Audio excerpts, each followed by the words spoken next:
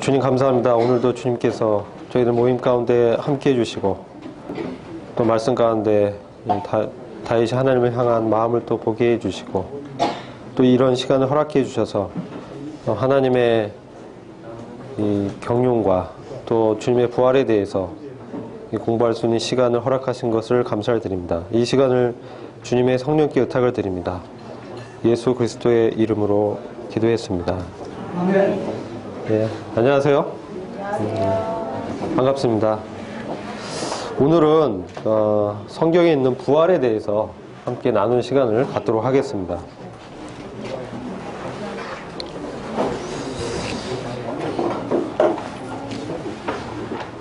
교재는 12가입니다. 95페이지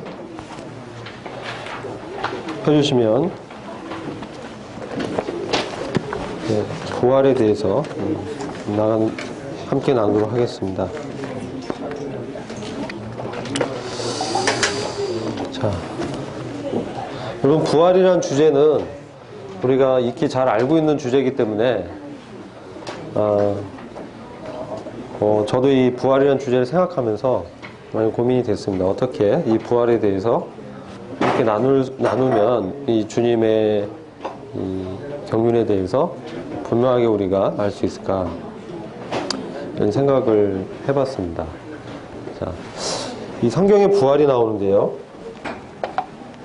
자, 이 부활의 의미가 어떤 것일까? 우리가 잘 알죠, 부활.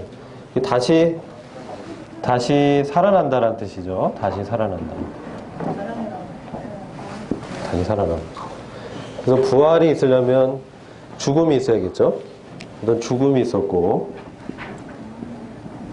죽음 이후에 다시 살아나는 것에 대해서 성경에서 말씀을 하고 있다는 것입니다. 자, 구약 시대 성도들이 그러면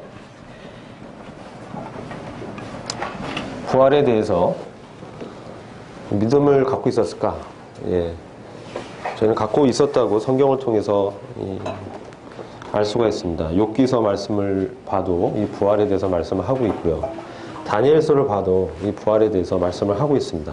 그래서 교재에서 이 부활에 대해서 언급하고 있는 성경 말씀 구조를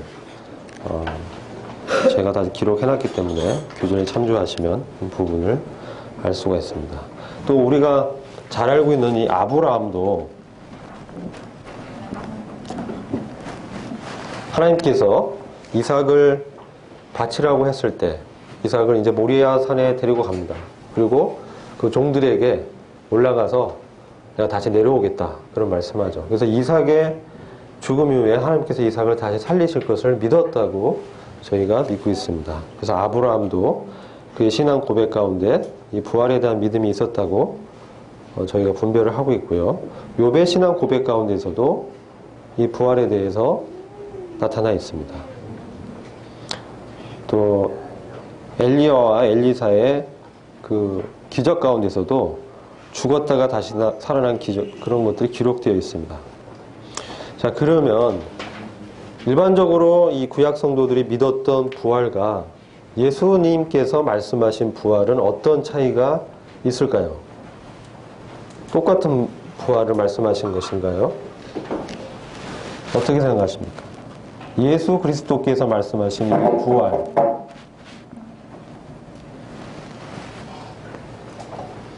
자, 이것은 다른 부활을 말씀하고 있는 것입니다. 제가 오늘 그 말씀을 드리려고 합니다. 자, 요한복음 말씀을 잠시 같이 보시겠습니다.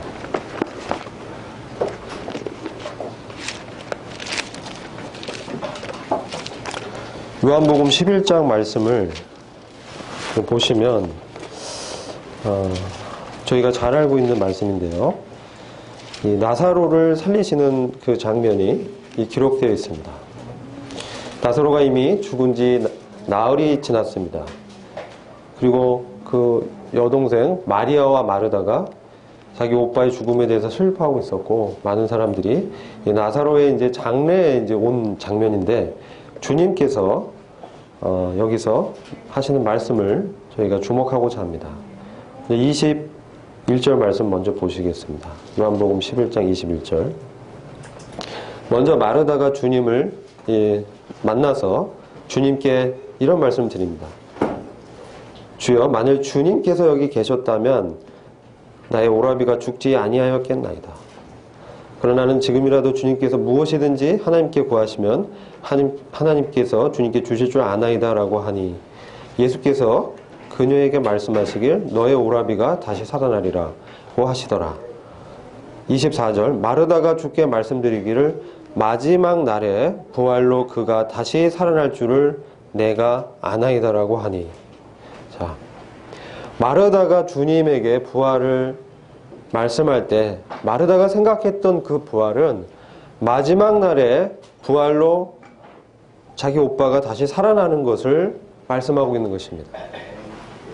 성경에 그렇게 기록되어 있습니다. 24절에 마지막 날에 이 오빠가 이제 부활할 것을 그가 믿고 있다, 이런 말씀하죠. 그리고 마르다의 믿음은 주님이 그 나사로가 죽기 전에 오셨다면 그 병을 고치셔서 죽지 않게 하셨을 것이다, 지금 이런 얘기를 하고 있는 것입니다.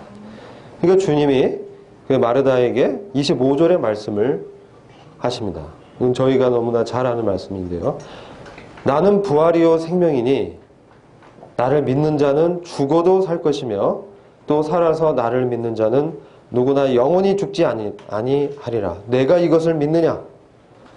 라고 마르다에게 질문하십니다. 27절 보시면 그녀가 주께 말씀드리기를 예 주여, 나는 주께서 세상에 오실 그 그리스도 곧 하나님의 아들이심을 믿나이다 라고 하더라. 이렇게 대답을 합니다. 그럼 이 마르다가 주님의 말씀하신 것의 의미를 알고 그 주님의 말씀하신 그 부활의 의미를 명확하게 이해한 이후에 그에 대한 믿음을 말한 것인가? 근데 그거에 대해서 짐작할 수 있는 말씀이 그 뒤에 기록되어 있습니다. 자, 뒤에 보시면 제가 이제 말씀을 드리는데, 이제 다른 여동생 마리아도 주님이 오셨다는 소식을 듣고 지금 주님을 만나면서 똑같은 말을 하죠. 32절입니다. 주여, 만일 주님께서 여기 계셨다면 나의 오라비가 죽지 아니었겠나이다. 똑같습니다. 똑같은 질문을 하고, 그러니까 주님이 그런 말들을 이제 듣고 계셨는데 37절 보면 그들 중 몇 사람이 말하길 소경의 눈을 뜨게 한 이 사람이 그 사람 죽지 않게 할 수 없었더냐고 하니. 38절 그러므로 예수께서 다시 속으로 통분히 여기시며 민망히 여기시며, 또 다른 번역은 신음하시며 무덤에 오시니라. 그곳은 굴인데 돌이 그 위에 놓여 있더라. 39절 예수께서 말씀하시길 돌을 치우라고 하시니. 자, 여기서 주님이 돌을 치우라고 말씀하십니다. 이때 마르다의 믿음이 어떤지를 우리는 발견하게 됩니다. 죽은 자의 누이인 마르다가 주께 말하기를 주여, 죽은 지 이미 나흘이 되었기에 지금은 악취가 나나이다 라고 하니. 자, 마르다가 주님이 나는 부활이요 생명이니 나를 믿는 자는 죽어도 살 것이요 또 살아서 나를 믿는 자는 죽지 아니하리라. 나를 믿는 자는 누구나 영원히 죽지 아니하리라. 이런 말씀에 대한 믿음이 분명하지 않다라는 것을 이게 알 수 있습니다. 주여, 이미 죽은 지 나흘이 되었습니다. 냄새가 납니다. 돌을 치우면 그 악취가 썩은 내가 날 것입니다.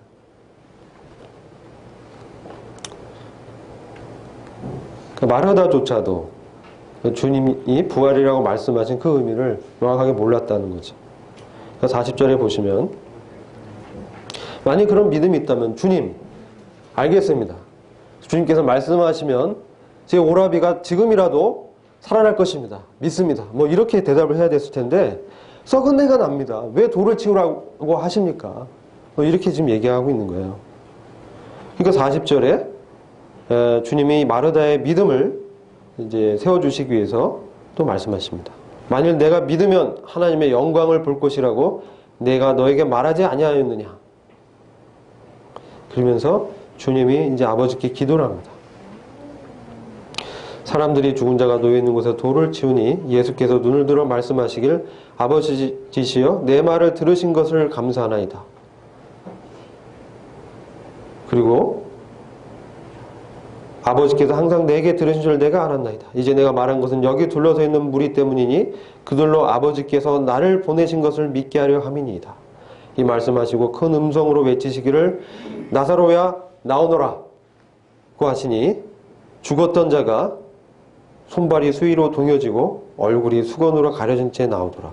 예수께서 그들에게 말씀하시기를 그를 풀어주어 다니게 하라고 하시니라. 자, 그래서 주님이 지금 마르다의 부활에 대한 믿음을 분명히 해주십니다. 주님이 왜 3일 이상을 기다리셨을까요? 우리가 그 전에 장면은 복음서에 보면은 나사로가 아프고 병들었다는 사실을 먼저 알았습니다. 주님이 아셨어요. 근데 가지 않습니다. 오히려 더 지체하시고 기다리고 나사로가 죽었다는 걸 주님 아시고 가신 것입니다. 그래서 주님 지금 병을 고치러 가신 것이 아니라 죽은 자를 살리러 가신 것입니다. 그래서 3일, 4일이 지나면 이 사람이 죽었는지 아니면 잠시 잠에 빠졌다가 다시 영혼이 돌아오면 살아나는지 그게 분명해지는 기간입니다. 그의 죽음이 분명한 죽음이었음을 확인할 수 있는 기간이 흘렀다는 거예요. 이미 3, 4일이 지나면 시체에서 썩은 내가 나기 시작하는 겁니다. 이미 무덤에 묻혀있는 자입니다. 이미 무덤에 묻혀서 죽은 자로 되어 있는 상태를 말씀하시는 것입니다.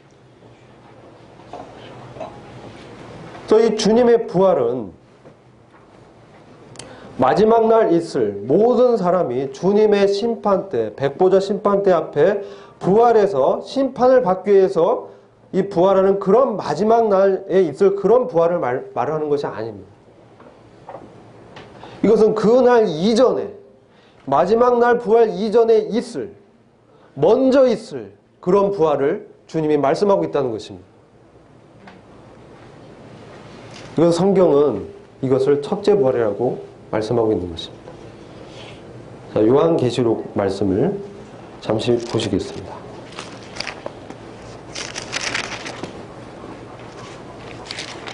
요한계시록 20장입니다.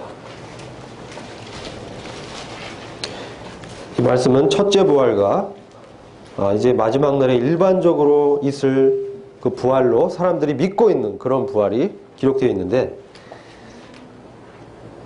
자, 보시면 20장 4절입니다. 제가 읽어드리겠습니다. 또 내가 그 보좌들을 보니 그들이 그 위에 앉았는데 심판이 그들에게 주어졌더라. 이 그들은 보좌 주변에 있는 사람들을 말하고 있습니다. 하나님의 보좌 주변에 사람들이 그 보좌 주변에 또 다른 보좌들이 있었고 그 위에 앉아있다라고 말씀하고 있습니다. 이건 요한계시록 4장에 나오는 24장로들의 그 보좌를 말하고 있는 것이 아닌가 이렇게 생각을 합니다. 그래서 그 보좌들에 앉아있는 장로들이 있었습니다. 하나님의 보좌가 이렇게 있고요.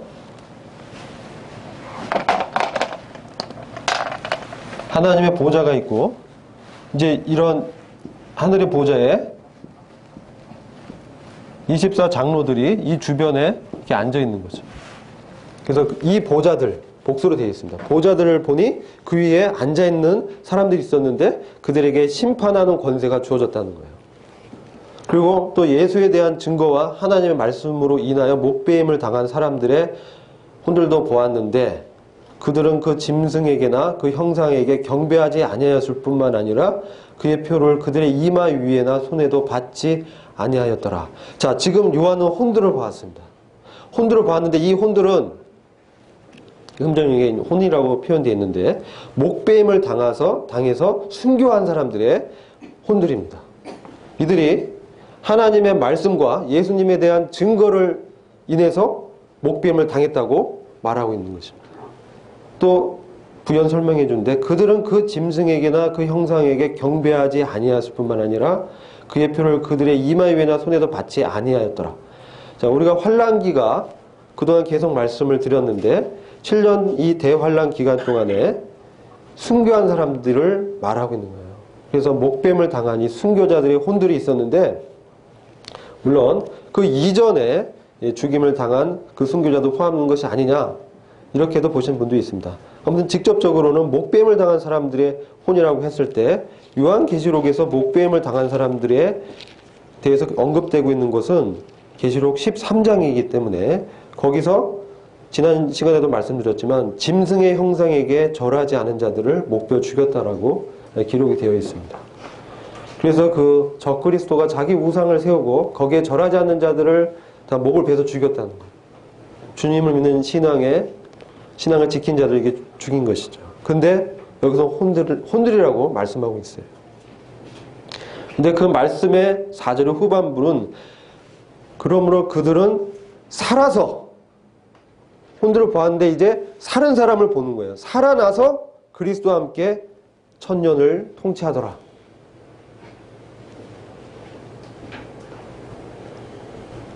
(5절) 보시면 그러나 죽은 자들 가운데서 그 나머지는 천년이 끝날 때까지 다시 살지 못하리라.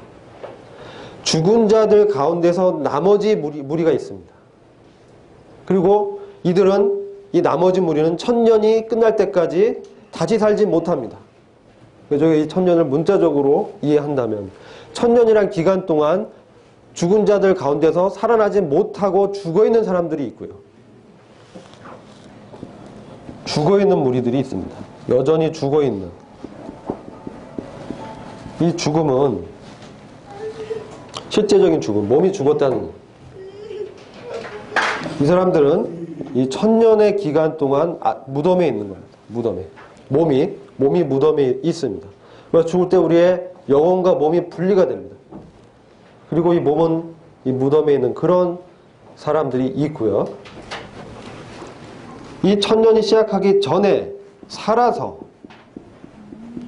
주님과 함께 천년 동안 통치하는 자들이 있는 것입니다. 이것이 4절에 그러므로 그들은 살아서 그리스도와 함께 천년을 통치하더라. 그리고 5절에 나머지는 천년이 끝날 때까지 다시 살지 못하리라. 그리고 이것이 첫 번째 부활이라고 했을 때 이것은 죽은 자들이 나머지 죽어있는 사람들이 천년 동안 죽어있는 동안에 이 기간 이전에 있는 그런 부활입니다. 이게 바로 첫째 부활입니다. 첫째 부활이라고 요한계시록 20장 5절에서 분명하게 말씀하고 있습니다. 이 첫째는 순서상의 첫째란 의미도 있습니다. first, 첫째다. 또 다른 의미는 아주 독특하고 뛰어난 부활이다. 이런 의미도 있습니다. 순서상의 첫째도 있지만 그 가치에 있어서 첫 번째 부활이다. 그런 부활을 말하고 있는 것입니다. 그리고 나서 요한계시록을 읽다 보면은 이 천년이 지납니다. 천년이 지나서 어떤 일이 있냐면 7절 보면 천년이 끝나면 사탄이 그의 감옥에서 풀려나. 이 천년 기간 동안 지금 사탄은 무저갱에 갇혀 있습니다. 이 무저갱에서 이제 풀려나는 천년이 끝나는 천년 통치의 기간이 끝났을 때 사탄이 잠시 풀려나서 다시 미혹을 일으켜서 이 성도들과 전쟁을 일으킨 장면이 기록되어 있습니다. 그러고 나서 하늘에서 불이 내려와 그들이 이 불태워지는 심판을 당합니다. 이 반역자들이. 그 다음에 어떤 사실이 기록되어 있냐면 11절 보시면요. 또 내가 큰 백보자와 그 위에 앉으신을 보고 그의 면전에 땅과 하늘이 사라졌고 그들의 설 자리도 보지 않더라. 이제 12절 보시면 죽은 자들이 다시 살아나서 이제 하나님의 심판대 앞에 서는 장면이 기록되어 있습니다. 이 죽은 자들은 자기들의 행위에 따라 그 책들에 기록된 대로 심판을 받더라. 이것이 마지막 날에 심판받기 위해서 백보자 심판대 앞에 서기 위해서 살아나는 그런 부활입니다. 이게 둘째 부활입니다.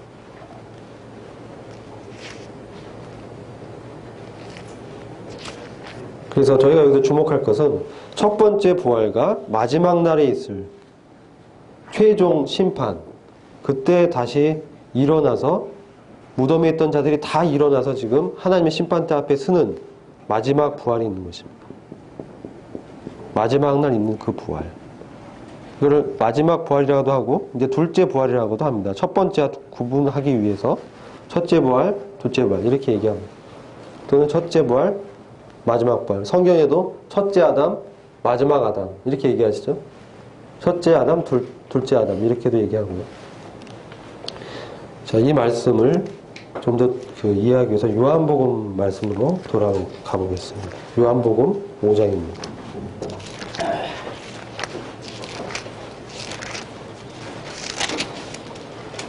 요한복음 5장 25절입니다.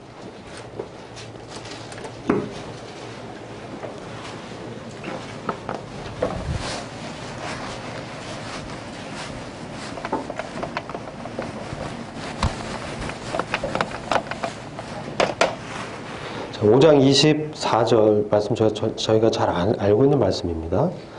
주님이 말씀하시고 그 이후에 25절에 또 말씀하십니다. 진실로 진실로 내가 너희에게 말하노니 죽은 자들이 하나님의 아들의 음성을 들을 때가 오고 있나니 바로 지금이라. 듣는 자들은 살리라. 지금 죽은 자들이 하나님의 아들의 음성을 듣고 다시 살아나는 이때가 있다는 거예요. 자, 이것은 여기서 죽어있는 자들은 영적인 죽음을 말하고 있는 거예요. 그들의 영혼이 허물과 죄로 죽어있는 그런 상태를 말하고 있는 것입니다. 에베소서 2장에 보면 허물과 죄로 죽어있는 너희를 살리셨도다 이렇게 말씀하고 있습니다. 그래서 여기서 말하는 이 살리라는 거듭나는 그런 삶을 말하는 거예요. 다시 살아나는데 그의 영혼이 다시 살아나는 것을 말씀하고 있는 거예요. 그게 지금 이때라는 거예요. 지금은 구원을 얻을 만한 때라고 말씀하고 있는 것입니다. 은혜의 날이요 구원의 날이다. 구원 받을 만한 때이다. 그런 때가 바로 지금이라는 것입니다. 그때 하나님의 아들의 음성을 듣고 그 말씀을 믿는 자들은 살아난다는 거예요. 그의 영혼이. 이것은 영혼의 거듭남을 말하는 거예요. 영혼의 거듭남. 영혼의 거듭나는 이것도 하나의 부활이지만 성경에서 말하는 그 부활과는 좀 차이가 있습니다. 자, 그 다음 28절 보시면요. 여기선 말을 하고 있는데 이를 이상하게 여기지 말라. 무덤들 속에 있는 모든 자들이 이건 또 대상이 다릅니다. 무덤들 속에 있는 모든 자들이 그의 음성을 들을 때가 옵니다. 선을 행한 자는 생명의 부활로 악을 행한 자는 저주의 부활로 나오리라. 두 가지 부활이 기록되어 있어요. 생명의 부활과 저주의 부활. 여기서 말하는 부활은 이 몸의 부활을 말하는 겁니다. 무덤에 있는 사람이라고 지칭하고 있는 거예요. 지금 죽어있는 자들에게 주님이 말씀할 때 들어서 살아나는 영적인 부활이 아니라 무덤 속에 있는 사람들에게 주님이 말씀하셔서 그들이 살아나는 그런 부활을 말하는 거예요. 지금 우리 나사로가 그런 부활을 경험한 거예요. 죽은 지 나흘이나 됐습니다. 무덤 속에 있습니다. 그런데 두 종류의 부활인데 하나는 생명의 부활이요, 하나는 저주의 부활이다. 자, 이게 한 구절에 있다라고 해서 이것이 반드시 같이 일어나리라고 생각지는 않습니다. 물론 이게 같은 때 일어난다고 보시는 분도 있지만 이 성경을 전체적으로 보게 본다면 저주의 부활은 생명의 부활과 다른 무리를 말을 하고 있는 거예요. 다른 무리의 부활입니다. 이것을 어떻게 할 수 있냐면 고린도전서 15장을 잠시 보시겠습니다. 거기서 부활의 순서를 정하고 있습니다. 부활이 일어나는데 부활에는 순서가 있다. 이렇게 말을 하고 있습니다.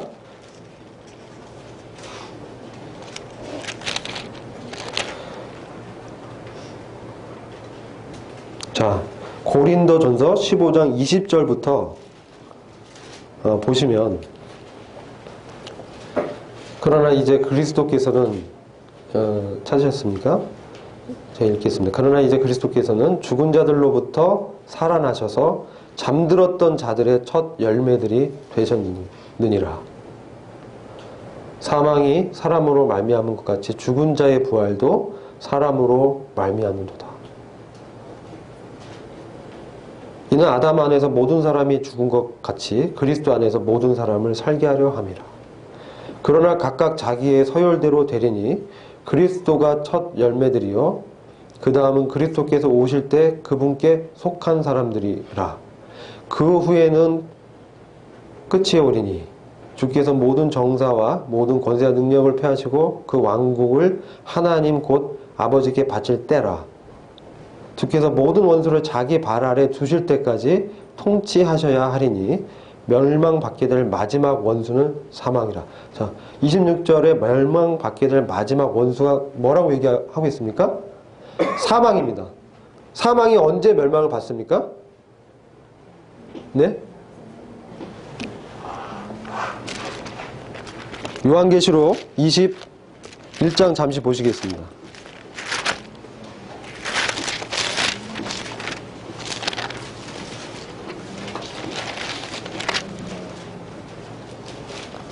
죄송합니다. 20장입니다. 21장이 아니라 20장 14절입니다. 거기 뭐라고 말씀되어 있습니까? 사망과 음부도 불못에 던져지니 이것이 둘째 사망이라. 사망 자체가 심판을 받아버리는 거예요.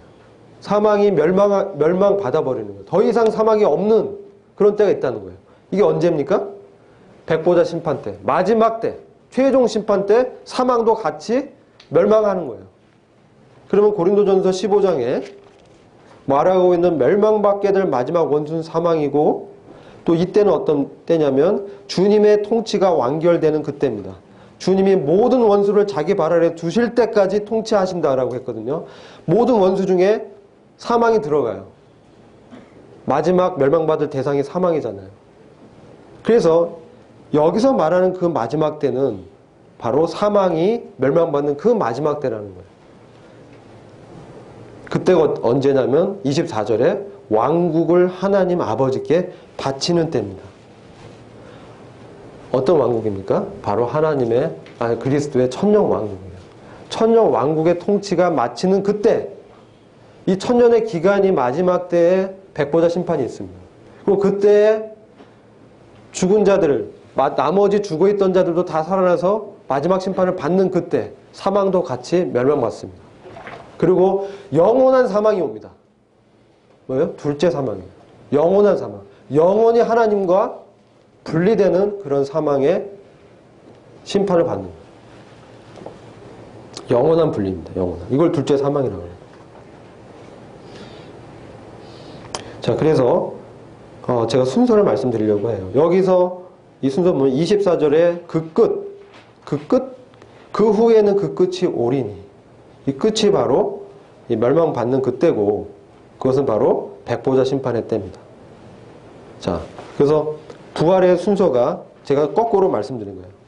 세 번째로, 이게 세 번째인데 1번과 2번과 3번이 있습니다. 근데 이거는 그 후에, 나중에, 그 마지막 때 있을 부활입니다.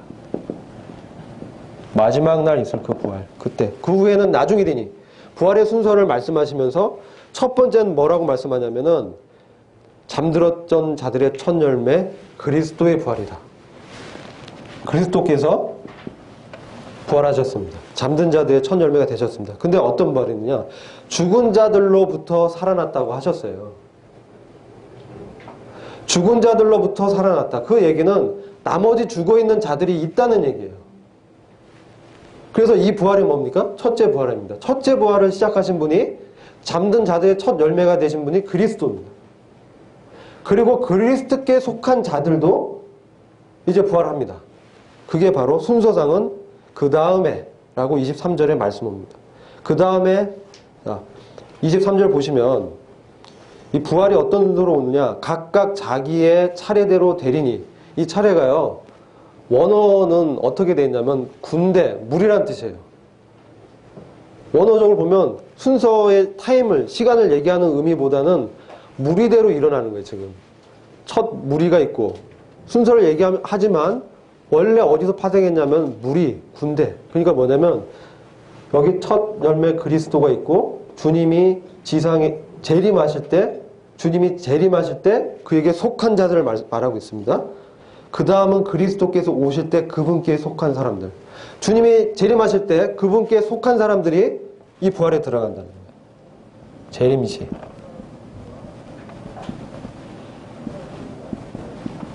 부활입니다. 그리고 여기 보시면 여기에 뭡니까? 사이에 몇 년의 갭이 있어요? 1000년의 갭이 있다는 걸 우리가 알 수 있는 거예요. 요한계시록 20장과 고린도전서 15장과 요한복음 5장에 나오는 생명과 저주의 부활, 첫째 부활과 마지막 부활이 시간의 갭이 들어있는 거예요. 근데 주님이 한 말씀 안에 쫙 얘기하신 거예요. 근데 말씀을 고린도전서 15장의 순서와 요한계시록 20장의 그 순서를 보면 그 말씀이 여기가 1000년이란 기간이 들어가 있다는 것을 알고 있는 거예요. 그리고 1000년이 끝나고 이 마지막 때 부활은 물론 대소하고 모든 사람이 죽어있는 사람, 이전에 부활하지 않았던 사람들이에요. 남아있는, 나머지 1000년이 차기까지 살지 못했던 그 사람들을 살려내는 것입니다. 무엇을 위해서겠습니까? 백보자 심판을 위해서. 그래서 행위에 기록된 대로 심판을 받는 거예요. 그러니까 주로 여 대상은 어떤 사람이냐? 저주의 부활이라는 거예요. 저주의 부활. 이 여기서는 심판받기 위해서 살리시는 거예요. 심판을 내리기 위한. 그래서 저주의 부활이라고 말을 하고 있는 거예요. 자, 생명의 부활은 뭡니까? 몸의 부활을 통해서 정말로 썩지 않는 몸을 입게 되는 그런 부활이에요. 이 생명의 부활이라는 거예요. 그러나 이 저주의 부활 때 몸을 잠시 입지만 다시 지옥 불못에 떨어져 버려요. 이 차이를 좀, 성경에는 이런 표현들이 많이 있습니다. 주님, 이사야서 60장, 61장 보더라도 주님의 초림시의 사역과 재림시의 사역을 나눠서 우리는 지금 알 수 있습니다. 그 당시는 알지 못했어요. 그 당시는 한 번에 쭉 말씀하셨기 때문에 이것을 이해를 못했습니다. 주님의 영광과 고난을 같이 얘기했어요. 구약을 보시면 주님의 영광의 주님의 통치에 대해서 많이 말씀하거든요. 근데 주님이 또 그 고난과 십자가의 그 고난 받으실 것도 예언되어 있거든요. 근데 이게 같은 선상에서 기록되니까 같이 일어날 거라고 선지자들을 봤던 거예요. 구약 성도들이 그런 믿음이 있었다는 거예요. 그래서 주님 오셨을 때도 메시아에 대한 그들의 생각은 왕권을 보고 통치할 분으로 알았던 거예요. 그러니까 십자가에 달리시니까 그렇게 넘어가는 것을 보고 많은 사람들이 이분 메시아가 아니다라고 생각했던 거예요. 그래서 지금도 유대인들은 그 메시아를 기다리고 있는 것입니다. 다윗의 통치를 꿈꾸면서 그 왕국을 실현할 영원히 다윗의 보좌 위에 앉게 될 그 메시아. 그게 예수님이라고 믿지 않는 거예요. 유대 민족들이. 그런 거예요. 그래서 영광의 주를 십자가에서 못 박았다는 거예요. 근데 여기 보면 이렇게 성경 말씀이 서로 이 관련 구절들을 봤을 때 우리가 이해할 수 있는 것입니다. 그래서 정리를 해드리면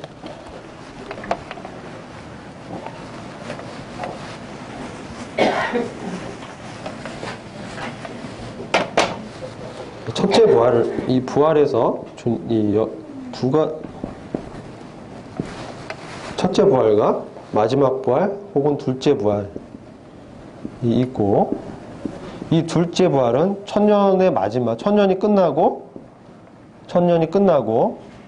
이후에 있을, 천년 통치 끝난 이후에 있을 심판의 부활이에요. 그럼 이 첫째 부활은 뭡니까? 그리스도와 함께 통치하는 부활이에요. 이거는 심판의 부활이 아니에요. 그리스도와 함께 통치할 부활이에요. 그리스도와 함께 같이 다시 살아나서 천년 동안 그리스도와 함께 통치하리라. 통치자들의 부활이라는 거예요. 주와 함께 다스릴 자들의 부활이라는 거예요. 다릅니다. 바로 이것은 성경에서 다시 말하는 의인의 부활입니다. 생명의 부활입니다. 악인들의 부활, 저주의 부활입니다. 같은 말씀이 있지만 요한계시록의 말씀과 고린도전서 15장의 그 순서와 비교했을 때 말씀이 이렇게 연결이 되어 있습니다. 그래서 주님이 말씀하는 그 부활, 마르다에게 지금 말씀하는 그 부활, 나는 부활이요 생명이니 살아서 나를 믿는 자는 영원히 살게고 죽은 자들도 다시 죽지 아니하리라. 그래서 성도의 죽음은요, 잠들었다라고 얘기하는 거예요. 잠든 자들의 첫 열매가 돼요. 왜냐하면 성도는요, 영생이 약속됐기 때문에 그렇습니다. 잠시 자는 거예요. 잠시 자는 기간이지만 이 영혼의 기간에 비하면 아주 짧은 기간이에요. 그러나 이 몸이 잠든다는 건 몸의 죽음입니다. 영혼은 낙원에 주님과 함께 있는 거예요. 그러나 분명히 우리가 주님이 다시 오실 때 그 전에 죽어 있었던 몸이 지금 무덤에 놓여 있는 사람들이 그 몸이 다시 썩지 않는 몸으로 다시 살아나서 주님께서 왕국을 세우고 통치할 때 함께 다스리는 그 영광에 들어가는 겁니다.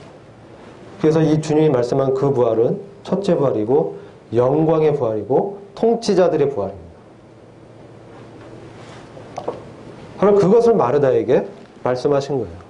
구약 성도들, 일반적인 사람, 구약 성도들이 믿었던 부활은 뭐야? 마지막 날에 있을 이 부활. 그래? 그냥 일반적인 부활로 생각했던 거예요. 그러나 통치자들의 부활은 먼저 있습니다. 그래서 주님이 자신을 잠든 자들의 첫 열매라고 하셨고 자기 자신을 부활이라고 말씀했어요. 이 몸의 부활이 있으려면요, 먼저 어떤 부활이 있어야 됩니까? 영혼이 부활해야 됩니다. 영혼의 거듭남이 있어야 됩니다. 그의 영혼이 의롭게 됨을 입어야 됩니다. 그런 자들만이 몸의 구속, 이것은 구원과도 연관이 되어 있습니다.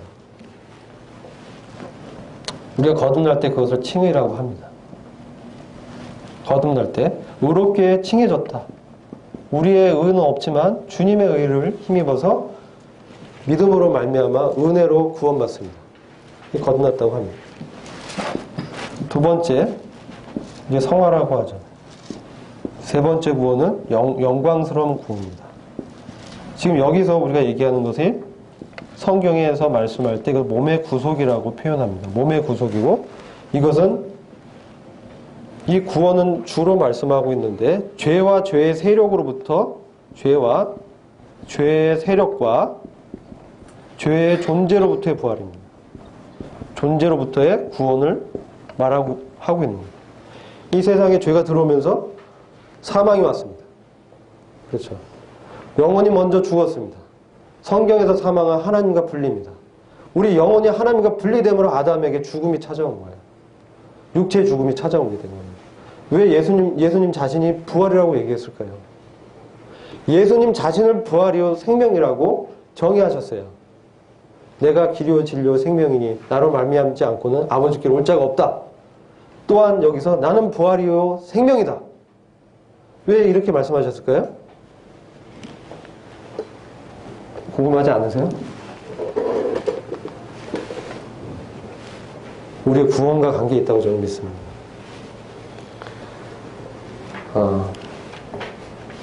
우리의 영혼이 부활하면서 우리가 거듭났다고 합니다.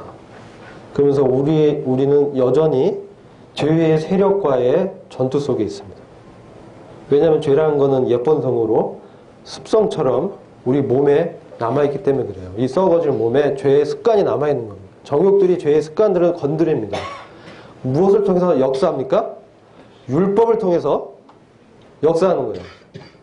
율법을 통해서 죄가 자꾸 죄가 되게 하는 거예요. 그리고 이 사망에 쏘는 무기가 뭡니까? 죄입니다. 고린도전서 15장에 그렇게 말씀하고 있어요. 15장 말씀 함께 보겠습니다. 고린도전서 15장 54절입니다.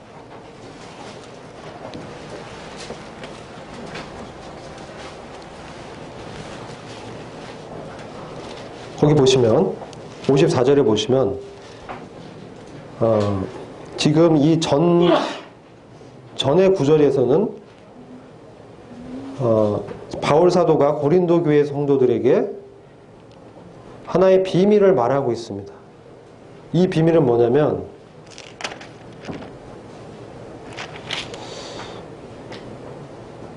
우리가 다 잠잘 것이 아니요 오히려 우리가 모두 변화될 것이니 마지막 나팔 소리에 눈 깜짝하는 순간에 그러하리라. 나팔 소리가 나면 죽은 자들이 썩지 않은 몸으로 일으켜지며 우리도 변하리라. 먼저는 죽은 자들이 썩지 않은 몸으로 일으켜지고 살아있는 우리도 변화되리라. 이렇게 말씀하고 그래요. 똑같은 몸을 입는데 살아있는 자는 변화되고 죽은 자들은 일으켜져서 순간적으로 그 몸이 흙이 다시 몸을 조성하게 된다.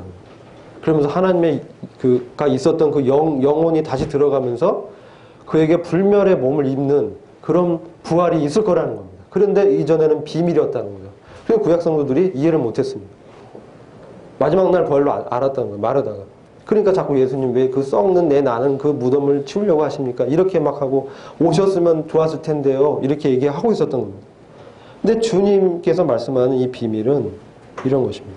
54절에 이 썩을 몸이 썩지 아니함을 잊고 또 이 죽을 몸이 죽지 아니함을 잊게 되면 그때 사망이 승리 속에 삼킨 바 되었느니라고 기록된 말씀이 이루어지리라.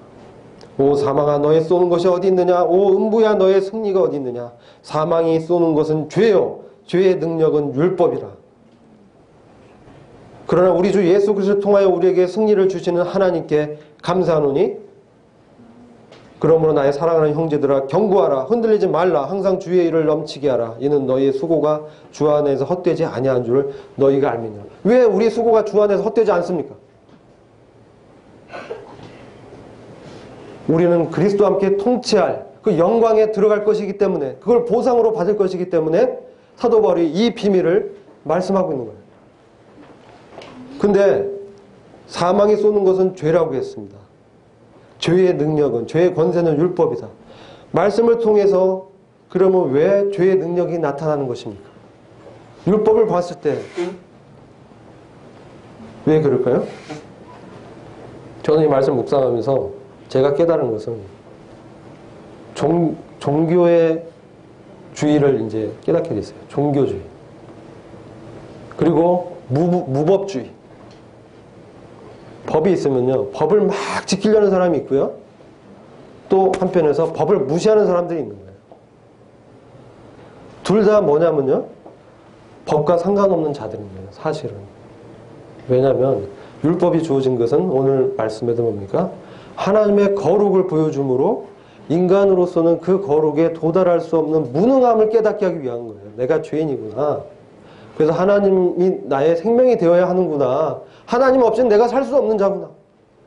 그리고 주님 앞에 굴복하기를 원했는데 이스라엘 민족이 저항한 겁니다. 그 하나님 뜻에 맞지 않게 내가 지켜가지고 그 거룩의 영광을 도달하려고 했어요. 이게 뭡니까? 모든 종교의 목적인 거예요. 좀 더 선해지고 좀 더 거룩해지고 하는 것. 여기에 왜 이게 죄냐면 그것의 주체가 누굽니까? 나라는 거예요. 내가 선하게 해서 도달하려고 하는 그 선이 있는 거예요.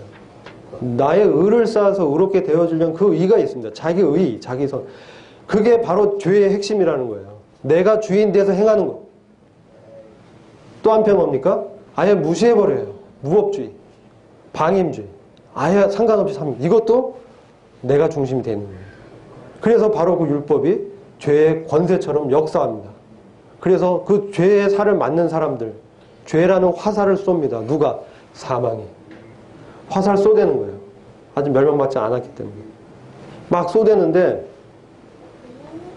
이 사망이 이김에 삼킴이 된다. 그때가 있다는 거예요.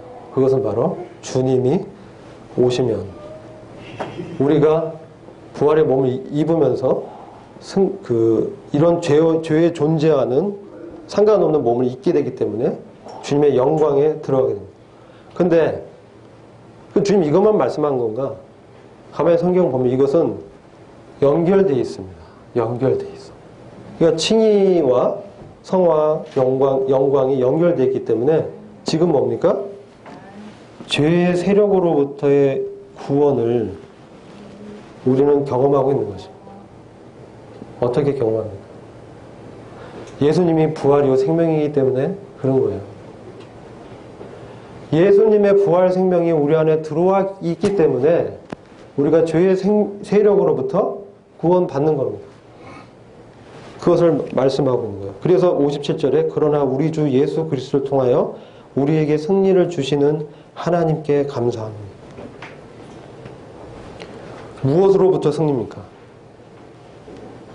지금 죄를 얘기하고 있습니다. 죄의 능력, 죄의 권세로부터의 승리를 말하고 있습니다. 이 말씀은 고린도후서 4장 말씀을 잠시 보면 예수님의 부활이요 생명이라고 얘기했는지 우리가 알 수 있습니다. 고린도후서 4장 보시면요. 지금 저희는 첫째 부활을 말씀하기 위해서 얘기하면서 동시에 성경에서 말하는 부활이라는 것은 어떤 것인가를 전체적으로 보고 있는 것입니다. 고린도후서 4장 보시면 10절입니다. 사도 바울이 전도여행 중에 고난과 박해를 받았습니다. 특별히 자기 동족 유대인으로부터, 종교인으로부터 심한 박해를 당했어요. 그래서 유대인들은 결사대를 조직해서 바울을 죽이려 했습니다. 10절 보시면 항상 주 예수의 죽으심을 몸에 지니고 다니면 예수의 생명이 또한 우리 몸에 나타나게 하려 함이라. 살아있는 우리가 항상 예수를 위하여 죽음에 넘겨지는 것은 예수의 생명도 우리 죽을 육체에 나타나게 하려 함이라. 그러므로 죽음은 우리 안에 역사하나 생명은 너희 안에서 역사하느니라. 14절입니다. 주 예수를 살리신 그분께서 예수를 통하여 우리도 살리시며 또 우리를 너희와 함께 나타내시리라. 14절은요. 마지막 날에 주님이 나타나실 때 주님의 출현이라고 합니다. 주님의 재림이라고 합니다. 주님이 재림하실 때 너와 우리가, 여기 너희는 고린도 교회 성도들인데 고린도 교회 성도들과 사도 바울과 그 전도팀이 함께 그 자리에 그 영광에 나타날 것을 사도 바울이 말씀하는 겁니다.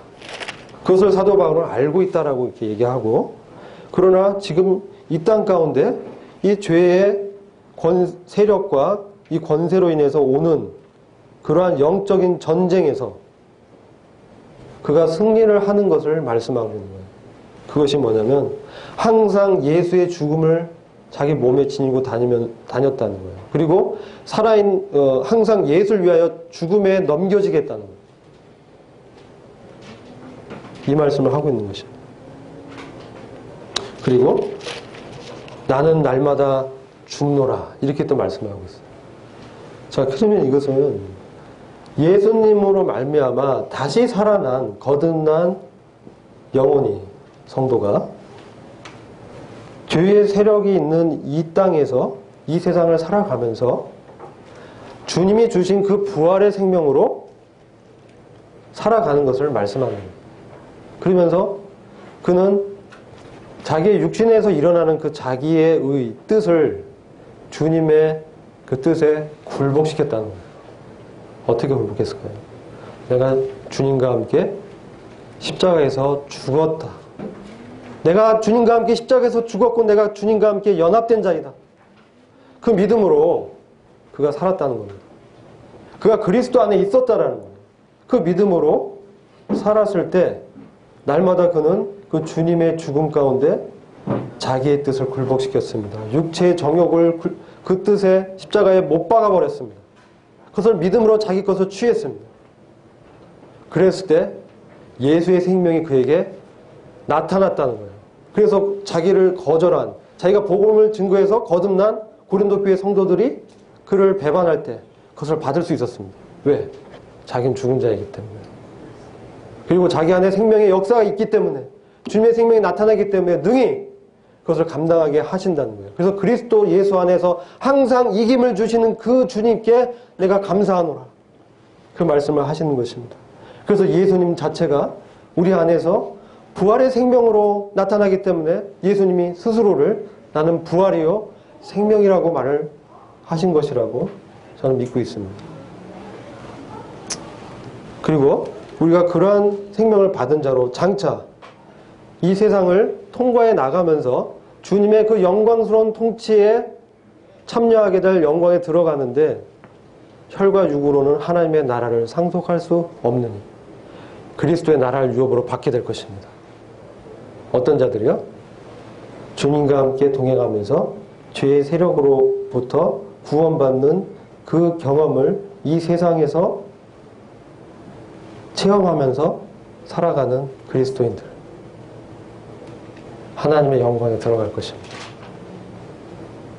그래서 지금 이 세상에 있는 고난은 가벼운 것이라고 사도 바울이 고백했습니다. 그리고 저 멀리 있는 그 하늘이 나의 고향이다. 나는 하늘의 천국의 시민권을 가진 자이다. 이 세상은 나그네요 이방인으로 통과해 가는 것이다. 근데 주님이 함께 하신다는 거죠. 그래서 날마다 그는 죽음을 경험했고 날마다 부활을 경험한 겁니다. 그래서 부활 생명으로 살았다는 거예요. 우리에게 영광이 약속되어 있습니다. 어떻게 하냐고요? 주님이 다시 살아나셨잖아요. 그것으로 우리가 확신할 수 있는 것입니다. 우리도 주님 안에 있지 않습니까? 우리도 주와 함께 다시 살아나리라 라고 로마서 6장이 말씀하고 있습니다. 너희가 그리스도 앞에요 죽은 줄로 믿거든 그 그리스도와 함께 다시 살아나리라. 부활의 생명을 받은 자가 주님과 같이 주님처럼 다시 살아날 것을 바울이 믿고 살았다는 겁니다. 로마서는 그렇게 기록되어 있습니다. 에베소서는 이미 살아났다라고 말을 하고 있습니다. 그래서 우리가 이게 어떤 의미인지 이미 살아났다. 그것은 우리의 영적인 부활 그리고 다시 살아나리라. 이것은 뭡니까? 이런 사람이 주님과 함께 동행하면서 그의 몸이 정말 그렇게 살 것을 그 유업을 받을 것을 말씀하고 있는 것이죠. 우리가 이런 복된 이 부활을 주님으로부터 받았습니다. 주님 우리 안에서 부활이고 생명이 되어주십니다. 이 주님을 우리가 주로 모시고 또 동행한다는 게 참 우리의 복입니다. 이걸 마치고 다음 시간에는 이 교제를 정리하도록 하겠습니다. 우리 형님 중에서 기도해 주시고 이 시간을 마치도록 하겠습니다.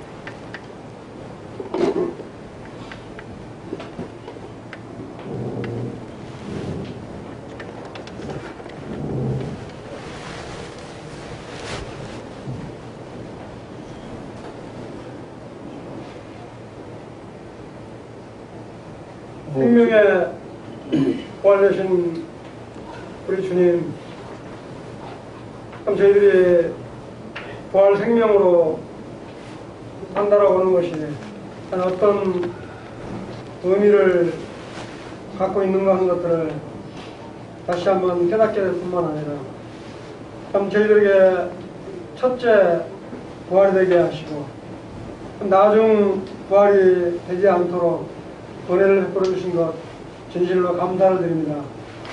오늘 참 아론의 닦는 지팡이를 통해서 참 이 부활되는 우리 주님을 배울 수 있도록 할 뿐만 아니라 참 죽은 나흘이나 되는 나사로의 죽음을 통해서 참 이와 같은 부활의 능력을 권능을 참 나타내신 것들을 생각할 때 진실로 감사를 드립니다. 날마다 저희들이 부활 생명으로 살아갈 수 있도록 은혜를 허락하시고 날마다 참 주님과 동행하는 삶을 영위할 수 있도록 함께 해주시는 것을 생각할 때 진실로 감사를 드립니다. 오늘 참 오후에 있을 예배 가운데도 주님이 함께 하시옵소서. 아멘. 또 오늘 참 애찬 가운데 준비하는 자매님들 손길 위에 주님의 은혜가 넘치기를 원합니다. 아멘. 또 오후에 저희 참 성도들이 함께 모이는 시간에도 주님이 함께 하시옵소서. 성도들과의 교제를 통해서 하나님의 참 친밀한 사랑을 깨닫게 하시기를 원합니다. 감사를 드릴 때 우리 예수 그리스도의 이름으로 기도하옵나이다. 아멘. 네, 수고 많으셨습니다.